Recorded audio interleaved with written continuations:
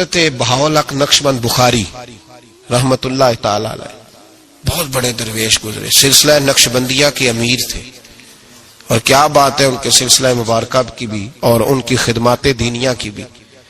آپ فرماتے ہیں کہ میرے دل میں تڑپ پیدا ہوئی کہ میں کسی شیخ کی نوکری کروں، خواہش پیدا ہوئی، تو میں نے حضرت امیر کلال کا تذکرہ سنا۔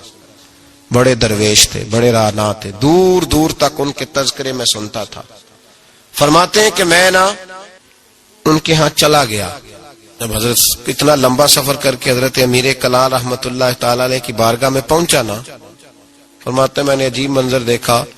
حضرت صاحب جن کی میں نے بڑی تعریفیں سنی تھی، بڑی بات سنی تھی، بلے بلے سنی تھی، جب میں پہنچا تو انہوں نے 4-5 لڑکے ساتھ لگائے ہوئے ہیں اور صاحب کشتی کر رہے، کشتی ہو رہی۔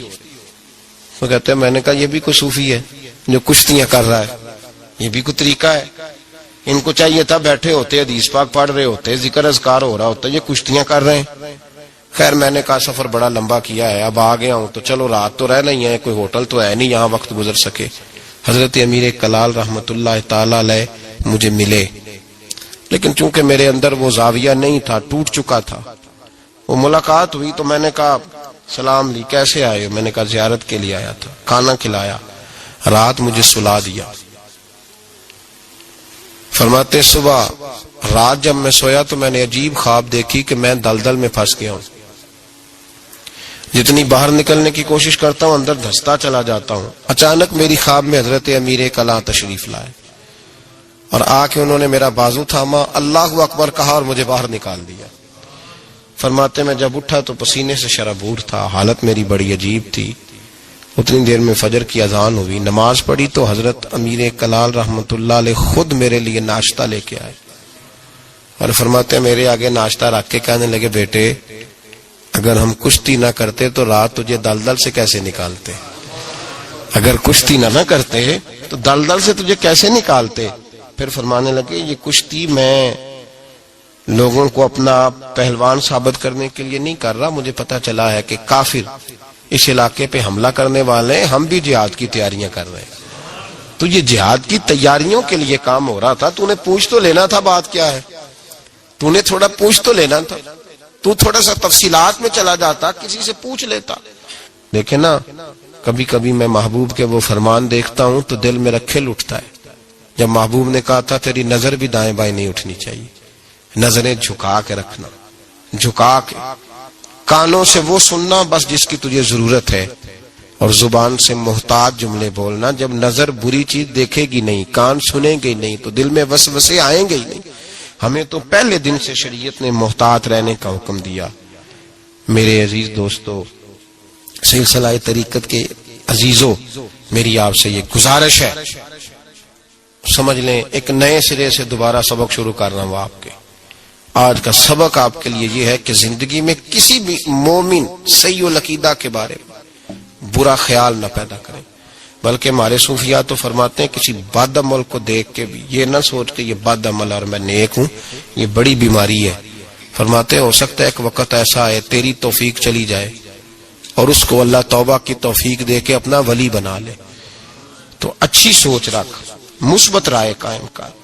ٹھیک ہے جو لوگ غلط ہیں تمہیں اگر غلط لگتے ہیں تو کنارہ اختیار کر، لیکن کبھی بھی اور بالخصوص اللہ کے نیک بندوں کے بارے میں، رب کریم کے اولیاء کے بارے میں، دین کے خدام کے بارے میں زندگی میں کبھی منفی نہ سوچیں، کبھی منفی نہ سوچیں۔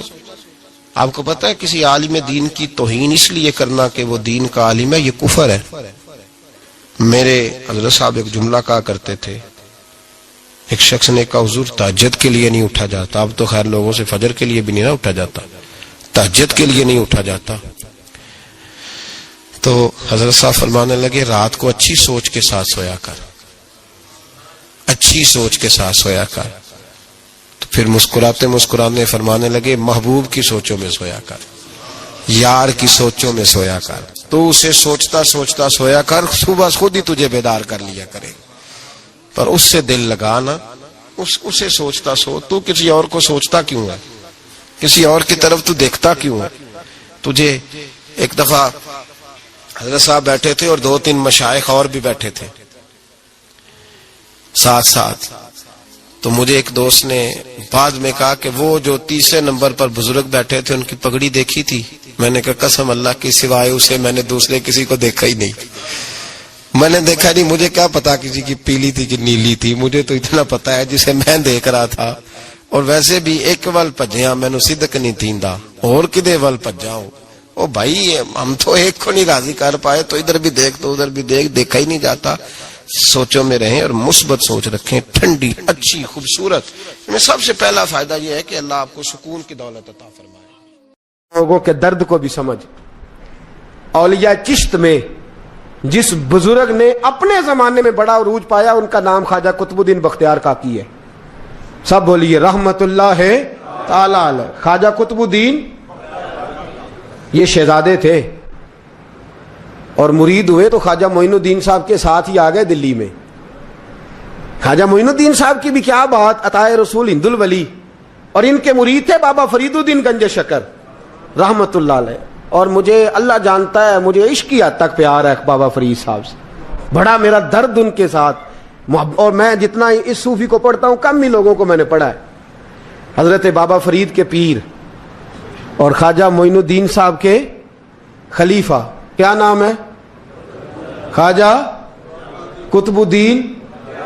مکتب میں پڑھنے گئے نا پہلے دن, 4 سال کی عمر تھی, تو قاری صاحب نے الف با تا سا پڑھایا تو انہوں نے 15 سپارے قرآن پاک کے سنا دیے. تو کہنے لگے بیٹا تجھے کیسے آئے؟ کہنے لگے میری اماں 15 سپاروں کی حافظ ہے, وہ سارا دن قرآن پڑھتی رہتی تھی, مجھے سن سن کے یاد ہو گیا ہے.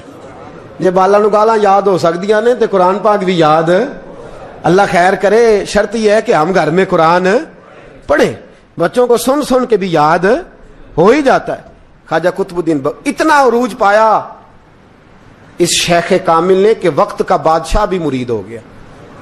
سلطان شمس الدین التمش مرید تھا, دلی کا بادشاہ بھی مرید تھا, اجمیر کا بادشاہ خواجہ معین الدین صاحب کا مرید نہیں ہوا, نہ پاک پتن کا بادشاہ بابا فرید کا مرید ہوا. لیکن خواجہ قطب صاحب کو اللہ نے یہ عظمت بھی دی, یہ شان ہے نا. اگرچہ صدقہ سارا خواجہ معین الدین کے قدموں کا ہی تھا, لیکن دلی کا بادشاہ مرید ہوا, اور اتنا اعلیٰ مرید ہوا کہ جب خواجہ قطب الدین صاحب کا وصال ہوا تو 3 شرطیں لگائی تھی. فرمایا میرا جنازہ وہ پڑھائے, جب سے توبہ کیا پھر اس کا سینے بد حرام کے لیے نہ کھلا ہو, اور جب سے توبہ کیا پھر لقمہ حرام اس کے گلے سے نہ گزرا ہو, اور جب سے توبہ کیا پھر کبھی نماز تہجد بھی قضا. بڑے بڑے صوفی میری طرح کے گردن جھکا کے کھڑے ہو گئے.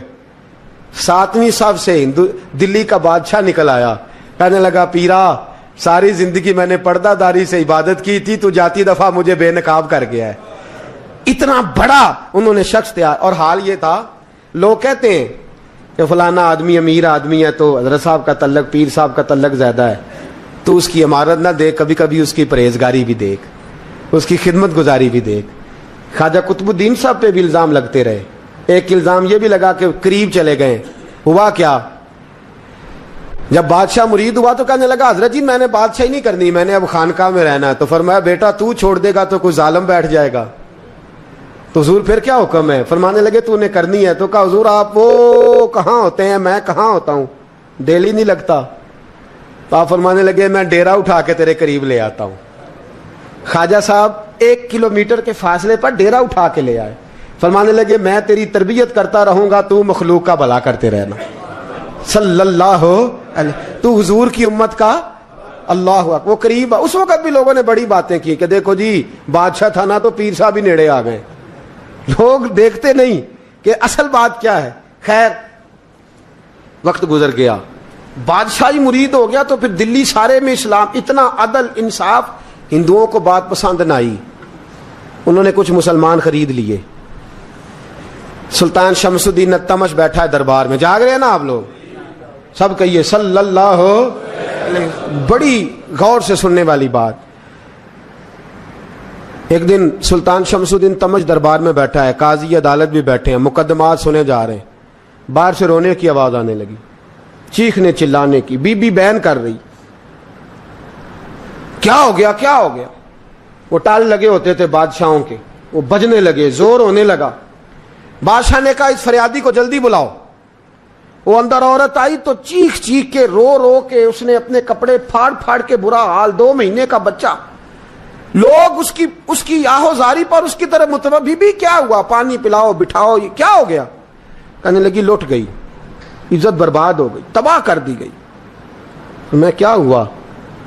کہنے لگی بادشاہ ایک شخص میرا غیر شرعی خامند بنا، پھر مجھے حمل ہوا، پھر میری گود میں یہ بچہ ہے 2 مہینے کا، اب گئی ہوں تو وہ کہتا ہے کہ میرا تو تیرے سے تعلق ہی کوئی نہیں۔ بادشاہ کہنے لگے یہ سلطان شمس الدین تمش کی جگہ ہے، اور میں نے رسول اللہ صلی اللہ علیہ وسلم کے دین کے مطابق حکومت استوار کی ہے، کون ہے جو تیرے ساتھ؟ ابھی گردن نہ کاٹ دوں گا، بات کر کون ہے؟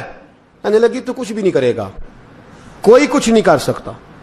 لوگ کلمے چھوڑ کے بیٹھ گئے، توجہ ادھر ہو گئی۔ پراپوگنڈے بڑا اثر کرتے ہیں معاشرے پہ، رنگ ایسا عجیب ہے، انداز ایسا عجیب ہے۔ فرمایا بات تو کر۔ اس عورت کی آواز گونجی تو حالات ہی خراب ہو گئے۔ کہنے لگی بادشاہ حوصلہ پیدا کر سننے کا۔ کہا تو بات کر۔ کہنے لگی میرے گود میں جو بچہ ہے یہ قطب الدین بختیار کاکی کا ہے، یہ تیرے پیر کی ناجائز اولاد ہے۔ اٹھاؤ، پروفیسر سلیم چشتی نے پی ایچ ڈی کی ہے، وہ لکھ رہے ہیں اس واقعے کو، تیرے پیر کا ناجائز بچہ ہے۔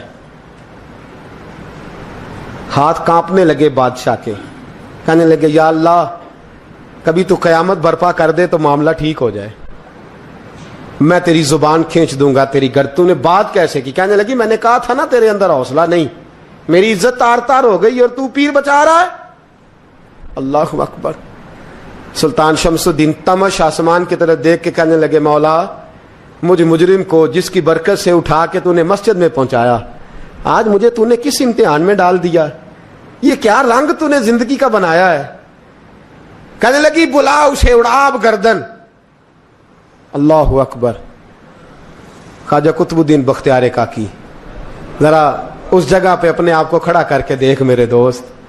جو شخص دلی کے بازار میں نکلے تو دکانیں بند ہو جائیں، عورتیں گھروں میں گھس جائیں، جس کے نام پر چرچے ہوں دین کے، وہ شخص لاٹھی ٹکاتا ٹکاتا، عرس منانے آسان ہے، ڈھول ڈمکے کر کے گھروں کو جانا آسان ہے، پر ذرا ان کی راہوں کا مسافر تو بن انہوں نے انداز کیا اختیار کیا۔ حضرت خواجہ قطب الدین بختیار کاکی، خبر پھیل گئی۔ اتنی شہرت پاکیزگی کی نہیں ہوئی تھی جتنی اس جرم کی ہوئی۔ لاٹھی ٹکاتے ٹکاتے جب پہنچے نا بادشاہ کے دربار میں، بادشاہ اٹھنے لگا، قاضی اٹھنے لگا، لوگ اٹھنے لگے، تو قطب الدین بختیار کاکی کی آنکھوں میں آنسو آئے۔ مانے لگے بیٹو بیٹھ جاؤ، آج میں پیر بن کے نہیں آیا، میں مجرم بن کے آیا۔ اور کہا میرے مالک کا انصاف بھی دیکھو، دلی کا پیر آج دلی کی عدالت میں اپنے نا کردہ جرم کی صفائی دینے آیا۔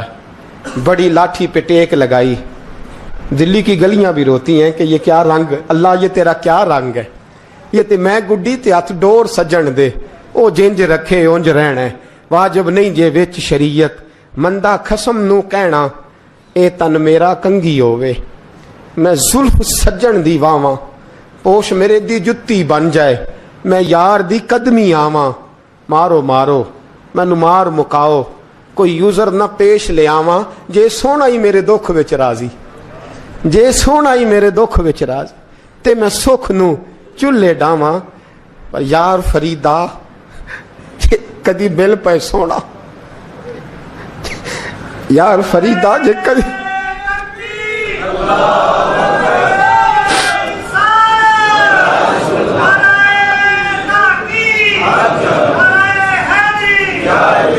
یہ کدی مل پہ سونا، بس انہوں رو رو حال سناواں۔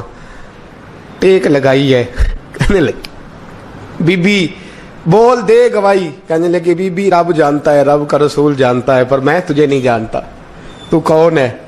کہنے لگی اچھا وہ لوگوں کو بھیج کے تہجد کے بہانے پچھلے دروازے مجھے اندر بلانا، رب تیرا بھول جانا۔ پھر رونے لگی، پھر مکر کرنے لگی۔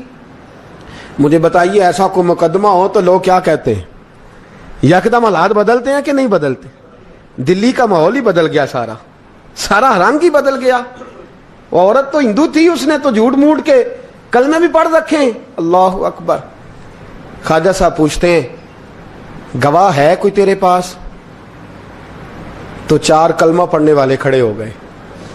اللہ کرے کلمہ پڑھنے والے بکا نہ کریں، आमीन तो कहे।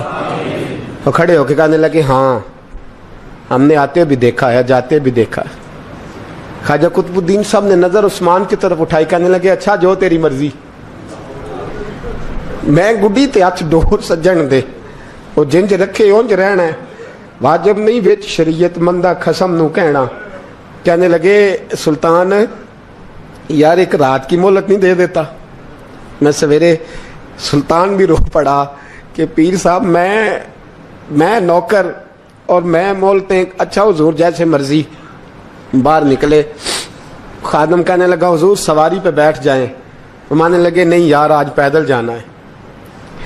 इस दिल्ली के चौकों ने मुझे बड़ी सलामियां दी है, जरा मैं देखूं तो सही दिल्ली के बाजार मेरी रसवाई पे क्या कहते, मुझे जरा ये पत्थर भी खाने दे, इनका जायका भी। पैदल गए, दुनिया सो गई तो दिल्ली के बादशाह ने अजमेर की तरफ मुंह किया।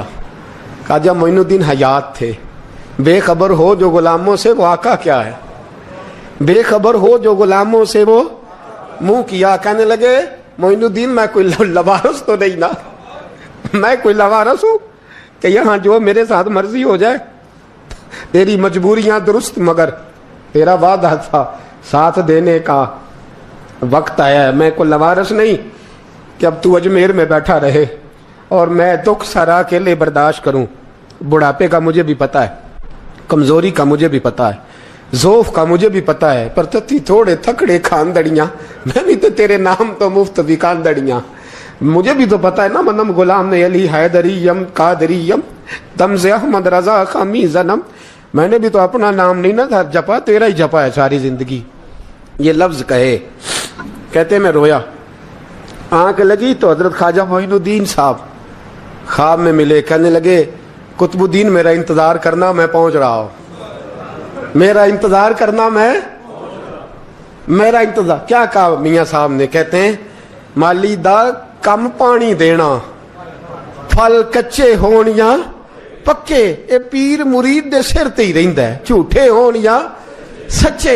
मैं आया, फिक्र ना करना। हजरत सवेरे उठे, फिर गए अदालत, फिर कहा ना भाई प्रोटोकॉल, मुजरिमों का प्रोटोकॉल नहीं होता, मैं अकेला जाऊंगा। जिसके आगे पीछे नारे होते तने तनहा, 2-4 मिनट ज्यादा ले लूं आज आप हजरात। कहते मैं पहुंचा अदालत और जाके जब कहा ना कि हाँ जी हुजूर बताइए, गवाह भी खिलाफ है, मुकदमे बोले, तो कहने लगे मुझे मेरे शेख ने हुक्म दिया है कि मेरा इंतजार करना। फिर वो जो बातें करने वाले थे कहने लगे जी कौन गया था अजमेर, कौन आया है वहां से, हमें रूहानी बातें ना बताई जाएं, यहां से तो एक दिन में पहुंचा नहीं जा सकता, ट्रेन भी 36 घंटे लेती है दिल्ली से जाने में। तो कहा यह कैसे हो सकता है, कोई रात को रात आपको खबर हो गई, आप केस को लंबा ना करें, बादशाह मुरीद है, लगता है कि ये रातों रात भगा देगा पीर को। इतनी बातें ख्वाजा साहब ने सुनी। जब बेगुनाह आदमी को ये बातें सुननी पड़ती हैं फिर दिल बड़ा टूटता है, फिर बड़ी तकलीफ होती है।